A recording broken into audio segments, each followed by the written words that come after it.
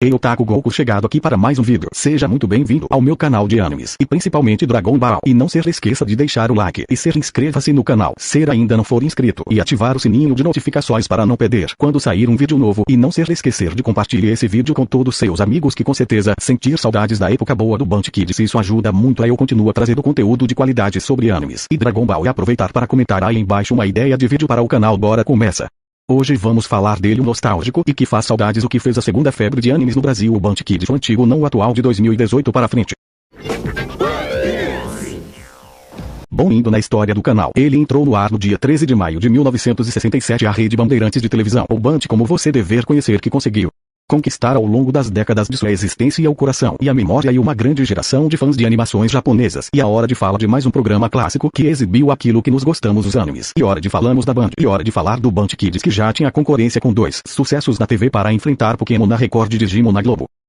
Para você ter ideia, Digimon na sua estreia na Globo com 13 pontos, Bebop a mesma audiência que Pokémon teve na sua estreia na Record, e fazendo uma grande jogada colocado o programa às 3 horas da tarde, enquanto de manhã muitos estavam na escola. E nessa época vivemos o sucesso de desenhos e animes e tokusatsu na TV aberta, até rivalizado com canais de TV paga Fox Kids, Nickelodeon e Cartoon Network. Em aspecto de qualidade nessa época, desenhos e animes eram ótimos, e como muitos não tinham TV, pagar a TV aberta era uma ótima opção.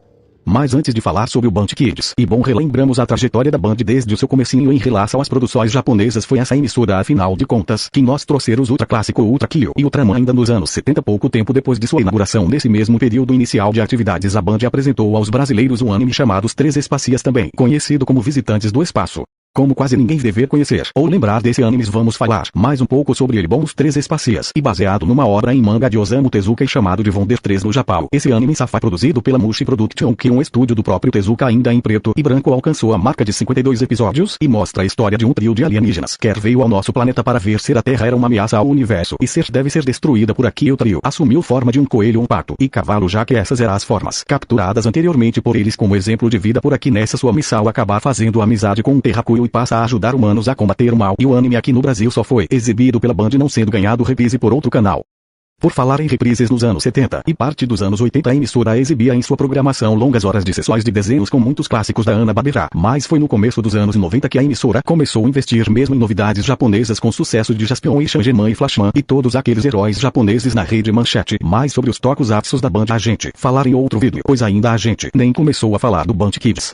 Primeira fase, anos 2000 a 2003. Em 1998, com uma crise financeira impossibilitado a Rede Manchete de assinar algum contrato de exibição para o novo anime, o povo brasileiro ficou ao ver navios para alguma estreia de peso como Ranma Meio ou episódios inéditos de Sailor Moon. A novidade dessa época veio do canal pago Multishow, que exibiu em sua programação o bloco Japanimation com alguns títulos de ovas e filmes. Bom, voltado à Band em total sigilo e longe dos holofontes das revistas especializadas na época, Band assinou um contrato ainda em 1998 para exibir um anime chamado Dragon Ball Z. Na época o canal queria adquirir os Cavaleiros do Zodíaco e a segunda fase das aventuras de Goku para fazer um bloco animado, mas em disponibilidade da série do Issei ia ficar só com Dragon Ball Z mesmo com os direitos da série. A estreia só aconteceria em 25 de outubro de 1999, quando o anime estava em exibição pelo Cartoon Network desde o dia 01 de junho de 1990. Bastante destaque em sua grande na Band, Dragon Ball Z estreou com a missão de tapa-buraco na programação do canal, sendo vinculado no ingrato horário das 3 da tarde, em meio a uma grande sem muita expressão, mas o que ninguém esperava, e que em poucas semanas o anime tiraria a grade vespertina da Band do traço da audiência para até 3 pontos, com pico de 7 no Ibope, um número impressionante para os padrões do canal. Nessa fase experimenta pré-Band Kids, a Band exibiu em sua grande de programação 2 animes em longa-metragem que deram o que falar. Akira, a Lenda do Demônio, o primeiro dispensa apresentações, sendo cultuado ao redor do mundo desde o seu lançamento nos cinemas. Já A Lenda do Demônio foi um anime que pegou todo mundo meio desprevenido, já que sua história mistura sexo, terror e uma violência em patamares nunca antes vistos na TV aberta, talvez só um pouquinho naqueles animes da US Manga da Manchete. Voltado a falar de Dragon Ball Z, o sucesso do anime foi tão grande que até mesmo a Paris Filmes resolveu tirar uma casquinha colocado nos cinemas de 2000. Dragon Ball Z, o filme na verdade era o terceiro filme dessa fase, conhecido como A Árvore do Poder, um dos mais chatinhos de todos. A soma da ótima audiência de Dragon Ball Z e também das exibições de Akira e A Lenda do Demônio deram uma animada nos executivos da emissora, que na época também estava empolgando com os canais segmentos, como o Band News e o canal de notícias do Grupo Bandeirantes. Para vocês terem ideia, ser vinculava aos 4 cantos para a empresa que a Band tinha a ambiciosa intenção de lançar um canal infantil cujo nome seria nada menos que Band Kids. E mesmo amigos, que era o grande olho que tinha a voz de Tata Guarnieri, dublador do Kenshin no anime Samurai X, e o robozinho Yuki, que teve a voz de Adriano Petersen, a Celeste do Castelo Rá-Tim-Bum, juntamente com Dragon Ball Z e outros animes e desenhos. Era parte de um projeto bem maior que infelizmente nunca saiu do papel, mas enquanto duro no formato originalmente pensado, tivemos algumas surpresas inusitadas em termos de anime exibidos na TV aberta no Brasil. No dia 14 de agosto, Band Kids apresentou para a audiência brasileira um formato de programa que não era muito inédito, como uma apresentadora servido de acurar e interagindo com personagens fantoches ou algo parecido em cena, mas também quebrou, digamos, a normalidade da época, não que era estranho, mas teve, por exemplo, diferente dos outros programas em fases anteriores, esse programa não era composto por jogo, números musicais, plateia ao vivo, ou até mesmo competições, trazendo apenas a apresentadora conversado brevemente com o telespectador entre uma e outra animação, além de ler e-mails e cartas e dar dicas sustentáveis. E ao invés de uma apresentadora loira, a bela Renata Sayuri, de ascendência oriental, ser vestia e ser maquiava como uma heroína saída do mais flash dos mangas que alguém poderia desenhar na vida. Mas vamos levar em consideração que a gente tá falando de um programa dos anos 2000 com total aquele estética que ser achava ser futurista na época, já que estávamos vivendo o início da popularização da internet. Saber vocês que existia planos de licenciamento para Kira virar uma boneca, ser a Xuxa, Eliana, Angélica e até mesmo a Mara Maravilha tiveram uma boneca, porque a Kira não pode, nem ideia duvidosa dessa parte. A primeira grande do Band Kids contou com, claro, Dragon Ball Z, Cadillacs e Dinossauros, uma animação curtinha baseada em uma história em quadrinhos, mais conhecida pelo game lançada pela Capcom.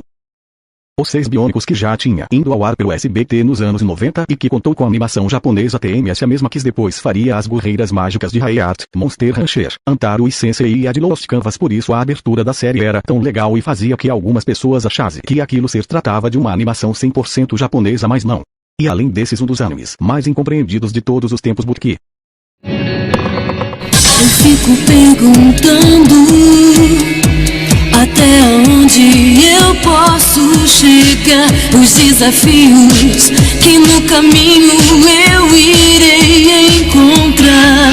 Pegado todo mundo de surpresa, pois até sua estreia nenhuma revista especializada da época tinha reportado sua existência. de Bakugou, como conhecido no Japão, tinha sido finalizando em março do mesmo ano que estreou por essas bandas, fazendo com que o Brasil muito provavelmente tenha sido o primeiro a vincular a série fora do Japão. Até hoje, Butki, e meio desconhecido do público ocidental, já que passou em poucos países como Argentina, Peru e alguns países asiáticos, com 26 episódios, produzidos em 1999 pelo estúdio Transarts Butki e baseado num curto manga de 6 volumes escrito pelo mangaka Ami Shibata. O único trabalho em quadrinhos dessa autora que chegou por aqui foi o Blue Dragon ST em 2010 pela JBC, e um manga one shot baseado no famoso game de Xbox 360. Bem, a moça não fez muita coisa relevante na sua carreira, mas é mais lembrada no Japão por Papuva, que ganhou um anime em 1992 e depois uma nova versão, uma continuação em 2003. A história de Butki ser região formada pelos chamados 12 mundos, que seguir a forma de um relógio onde cada número e um mundo diferente cada um desses mundos, e protegido por uma grande criança, como são chamadas as pessoas que caçam os monstros encrenqueiros, monstros que estão descontrolados por algum motivo que ninguém ao certo. Essas crianças contam com a ajudar de espíritos, que são seres parecidos com bolinhas rosa e cara de homem, que poder explodir os inimigos quando arremessadas contra os mesmos. Bizarro, calma, que piora o protagonista da história e um garoto egoísta e orgulhoso que sonhar em conquista o mundo. Em flashes ao longo dos episódios da série, vemos uma misteriosa mulher presa em um tipo de aquário gigante segurado um objeto que não temos nenhuma pista do que ser tratar, e quando a suposta figura do vilão da série aparece, descobrimos que ele é apaixonado pelo herói, apesar dessa mistura de elementos que aparentemente não fazer sentido, e do princípio básico de Pokémon, com uma criança e seu mascote e amigos desfilado por ele em um grande mundo com aventuras e perigos para enfrentar. Butki tem uma trama que aos poucos vai ser mostrado bem interessante. Final dos 26 episódios bate uma sensação que um grande potencial ficou por ser explorando em torno dos personagens da série. Por fim, não podemos deixar de falar da versão brasileira da série. O tema de abertura, gravado no original pela Yumi Matsuzawa, mesma que cantaria depois o tema da saga de Hades dos Cavaleiros do Zodíaco, foi interpretado numa versão memorável da cantora Nízia Moraes, mas em estilo gospel, e Nízia também cantou músicas em Patlabor, El Hazard, Slayer e Popolocroix.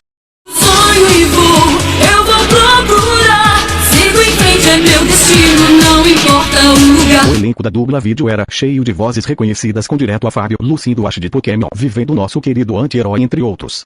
Sejam muito agradecidos, meus escravos. Sendo a primeira novidade do programa após a estreia, El Hazard foi um dos animes mais diferentes que nos assistimos na TV aberta, e que desde os Cavaleiros do Zodíaco na manchete e depois dele nós estávamos acostumados com animes com uma pegada mais na ação, com protagonista lutando com alguém, e até mesmo Pokémon tinha uma coisa de luta, só que com monstrinhos, e talvez esse seja o motivo que El Hazard não fez tanto sucesso no Brasil. O anime bem bonito, mas com pouco ação e muita conversa, com uma história de romance que parecia mais interessante para o público mais juvenil, e também com 26 episódios. Shipping no Sekai era o As do Mundo Magnífico é o azar de ser traduzido ao pé da letra foi produzido em 1995 pelo estúdio AIC, sendo uma realidade alternativa de uma outra série de 7 capítulos lançada meses antes para o mercado japonês de vídeo. Na história, o jovem Makoto, um professor chegado em uma berrita fugitiva, a garota Nanami e seu irmão desmiolado Jinai são transportados para um mundo chamado El Hazard através da violação de uma engenhoca criada pelo próprio Makoto. Nesse une era o Império Brugro e tentar junto com a rainha Diva toma o reino pertencente à princesa Rune. Makoto Fujisawa e Nanami acabar se envolvendo em um conflito contra 3 sacerdotisas que pode ter a chave para liberar o poder de uma arma chamada Olho de Deus, que poder definir o vencedor dessa guerra, e o fato dessas 3 sacerdotisas parecerem com as guerreiras mágicas. E só um detalhe mesmo, a versão brasileira também foi feita pelo estúdio paulista Dubla Vídeo. Por um lado, ela nos deu uma ótima abertura cantada pelo Neil Bernardes, que cantou inúmeras aberturas, como as de Pokémon, Digimon 4 e Beyblade.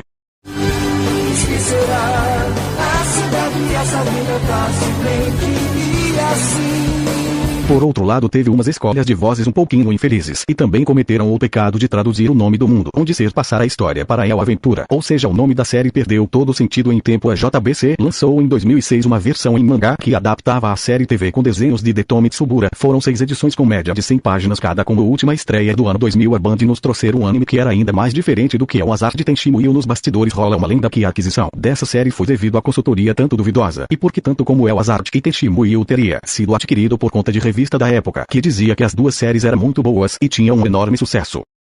Espera um pouco, eu quero uma explicação. Bem, não que elas sejam ruins, muito pelo contrário, mas pelo gosto do brasileiro tinha muitos outros títulos que poderia vindo, mas não vieram. Mas de alguma forma essas séries conseguiram agradar, assim conquistado até muitos fãs em uma só cartada. A Band conseguiu adquirir todas as séries da franquia disponíveis na época, as 2 primeiras temporadas da série de VA original, que soma 3 episódios, mais um especial, e as 2 séries de TV produzida após o enorme sucesso desses OVAs, Tenchi Universe e Tenchi em Tóquio, que foram reprisadas à exaustão dentro do programa. Nenhuma das produções possui conexão uma com a outra, embora apresente os mesmos personagens.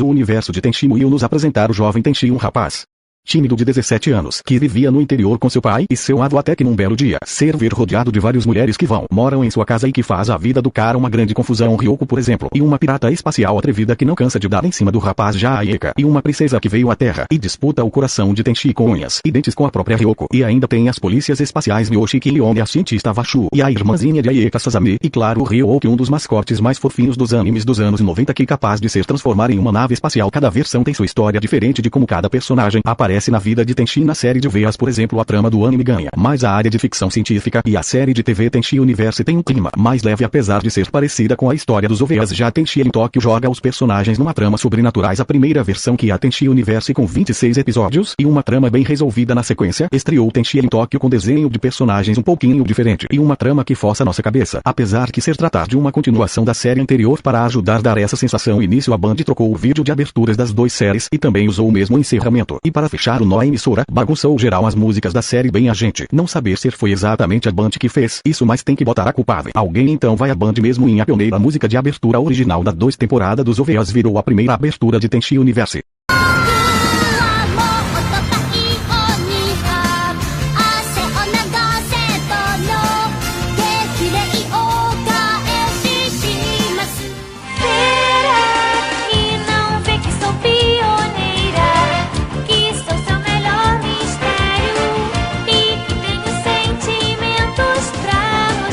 Essa música inclusive só rolou nas primeiras exibições da série e acabou sendo abandonada em reprises do futuro. Já a música Talent for Love, que originalmente o tema de encerramento da segunda série de VAs, virou a abertura de Tenchi em Tóquio e também o encerramento das 2 séries. No fim das contas, essa música acabou virando o tema universal da série aqui no Brasil.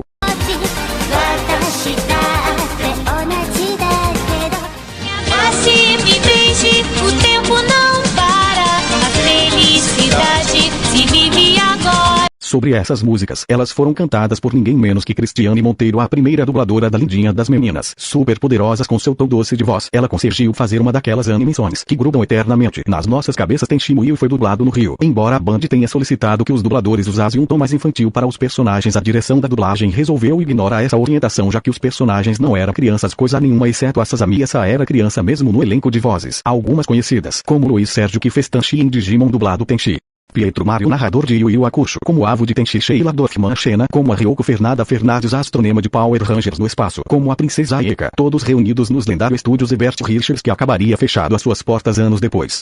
Mas e os OVAs? Calma que a gente chegar lá.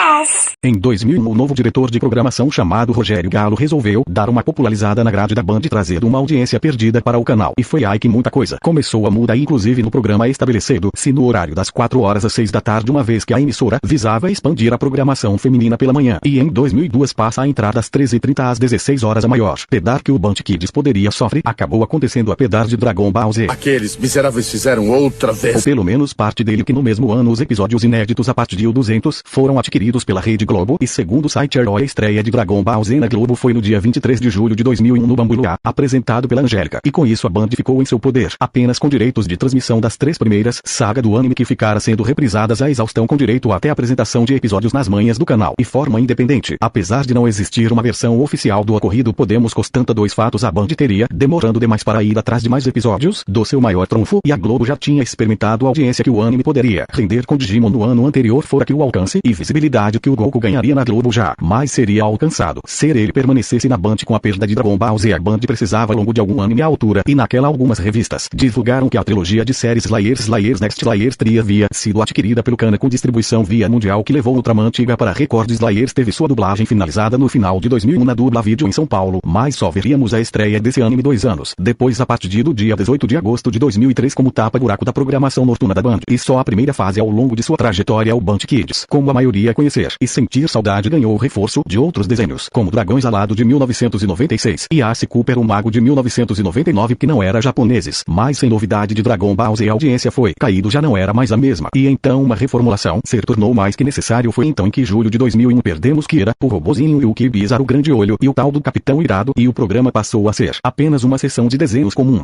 Foi nessa fase em que foram exibidas as 2 primeiras séries de OVAs e também o especial focado na doidinha da Miyoshi, que ficaram conhecidos pela maioria como Tenshin no Espaço, e foi uma exibição relâmpago, até que porque em algum momento alguém deve ter notado que esses OVAs eram um pouquinho mais picante, fazendo com que a gente tivesse cenas de nudez em um programa infantil. A essa altura o Band Kids já era apenas um mero tapa-buraco na grade do canal, chegado a ser exibido só aos sábados até desaparece, mas até quando ele durou ele chegou a receber 40 a 60 mil cartinhas mais ou menos por mês, tendo outras recarnações com outros animes e desenhos anos depois. Mais disso a gente falar outra hora. Bom, isso depende de vocês. Estou dando um desafio para você. Será que conseguir para mostrar que o vídeo é bom e querem uma continuação, que aliás será bem produzida? Estou dando desafio para que consigam bater, ultrapassa nossa meta de 258 visualizações pelo menos até o dia 2 de março para chegar esse vídeo a 1000 visualizações. Assim mostra o nosso trabalho ser. Vocês conseguirem o feito vão mostrar que são otakus de raça e que gosta do nosso trabalho. Ficaríamos felizes e assim traremos a continuação desse vídeo. E aí, otakus B, que são vocês inscritos, conseguir vencer os otaku. Aqui somos nos a equipe, um desafio divertido para otaku, e para nos ajudar foram desafiados. Será que conseguir bom? Eu agradeço e muito a cada like e curtida, e cada inscrito. Temos um objetivo de ter 500 inscritos e no futuro próximo tem 1000 inscritos. Ficaríamos muito felizes. Estamos dando o nosso melhor e tentamos melhorar a cada vez, mas temos planos para o microfone e um estúdio para o canal, e quem saber uma surpresinha para você. Segredo bom. Voltado, encerrado essa primeira fase, não podemos esquecer que todos os animes apresentados no Band Kids, com exceção de Dragon Ball Z, ganharam reprises no canal 21 ou Rede 21, que pertence à Band, que na época chegou a ter uma programação até melhor do que a emissora mãe. Bom, ficamos por aqui. Esperamos que você tenha gostado de relembrar dessa iniciativa que colaborou muito com o Anime Pub nos anos 2000 aqui no Brasil. Nos anos seguintes, muitas produções vieram, mas tendo a TV por assinatura como palco principal, uma era onde transmissões simultâneas e serviços de streaming ainda era um sonho distante. Se você gostou e ainda não deixou o like, deixar agora e também se inscreva-se no canal se for novo por aqui, e convido a vocês a conhecer a página parceira do canal, uma ótima página, o que falar dela, ótimos vídeos de animes, memes e imagens de animes. Venha conhecer a Eiotaku, nosso patrocinador, link da página na descrição. E para você que está duradoura, Saga Granola de Dragon Ball Super, e que ver mangas feitos por fãs ótimos, são mais de 10 títulos, todos traduzidos em português, mangas oficiais e feitos por fãs do Brasil, Estados Unidos, Portugal e Japão, entre outros. Leiam na Bicap de Manga Online de Dragon Ball, nossa patrocinadora. E aí, vocês assistiram o Band Kids? Qual desses animes ou desenho que vocês mais gostavam? Comentar aí embaixo. Bom, galera, por hoje e só espero que vocês tenham gostado do vídeo. Até a próxima. Vamos ver se conseguir cumprir o desafio a gente servir no próximo vídeo. Até lá, falou, valeu, tchau, fui.